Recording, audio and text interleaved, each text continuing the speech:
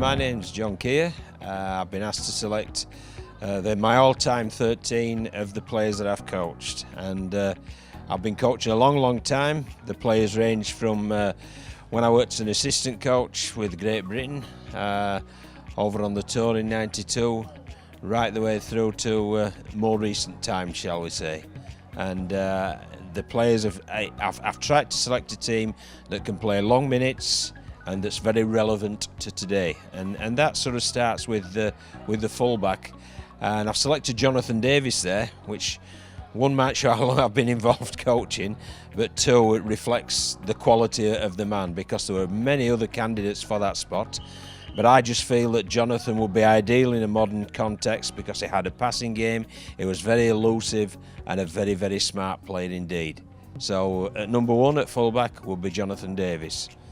The wingers, well, again, spoiled for choice. And rather than mention some I've left out, I'll just concentrate on the ones who are in.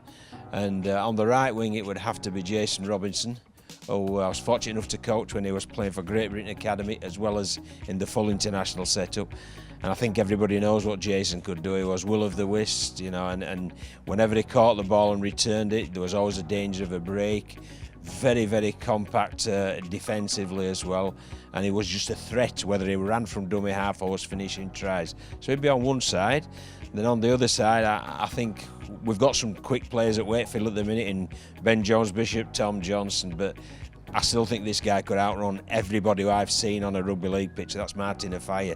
And when Martin hit the fresh air, you knew full well that you could put your glass down, you could start clapping and start chalking the scoreboard, because it was so quick, and he just had a poacher's instinct to crop up in the middle of the field, stay on his edge or whatever. So two contrasting wingers. And then at centre again, spoiled for choice, but you've got to have Keith Senior, who I've got a great allegiance with from the Sheffield days. And I may well, though, ask Keith to play down the right, mainly a left centre Keith, but I may well ask him to play down the right, because on the left side I'd have Paul Newlove. And I think with Keith Senior one side, Paul Newlove the other side, you'd have size, you'd have strength, you'd have power, and you'd have great defence. So we'd certainly have lots of strike there on the edges.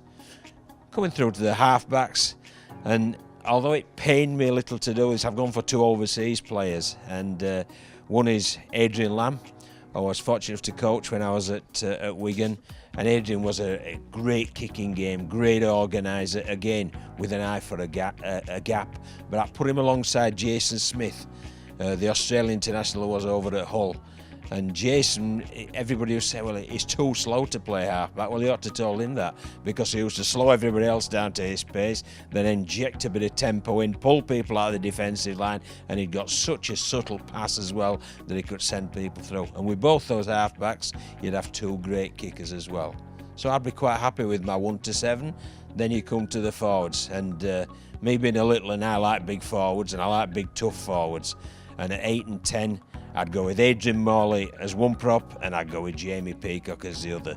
Both had great engines on them. Neither of them took a backward step. Both would generate great good forward, and they'd wallop you if you ran at them. So I'd be more than happy with that. And I'd stick in the middle of them as well, my mate, and God rest his soul, Teddy Newton. And I think we'd have a pretty combative front row there. And Teddy never really got the credit for the quality of football that he could play with ball in hand, because he was very clever, he knew when to pick up and go, he knew when to pick up engaged defenders, and again, he was one who didn't mind a little battle in the middle. So I'd be quite confident with that front three. Then my back three, I think the back three is the most exciting one for me, because on the left-hand side, in the second row, I'd have David Solomona. Never in all my games in rugby league have I seen a man able to offload the ball at such a late time in any tackle. He could virtually be inches off the floor with his hand, the ball would pop up to somebody in a much better position. And he was a great competitor, so he'd certainly give us further strike if you put him alongside Paul Newlove. On the other side, Paul Sculthorpe. Now everybody say, why ain't he at 13? Well, I've got somebody very special at 13, but Paul Sculthorpe would be on the right again. Great footballer, great competitor, tough as teak, great attacker, and could defend as well. So him alongside Keith Senior, quite tasty. And then, just to round it all off, and this guy would be my captain as well, because he's the most complete professional I've been involved in all my years in the game, and it would be Undi Faddle. And Andy would just lock the scrum, he'd play that middle channel, it'd be a ball playing loose forward, he'd also be able to cart the ball up if you required him it. Not a bad kicking game either. And he'd be my goal kicker, because inevitably when he played at Wigan, when he played for England, when he played for Great Britain, fours became sixes, and that would be very, very important in this day and age. So I would be very happy to play in the Super League or to play in the international arena with that 1 to 13.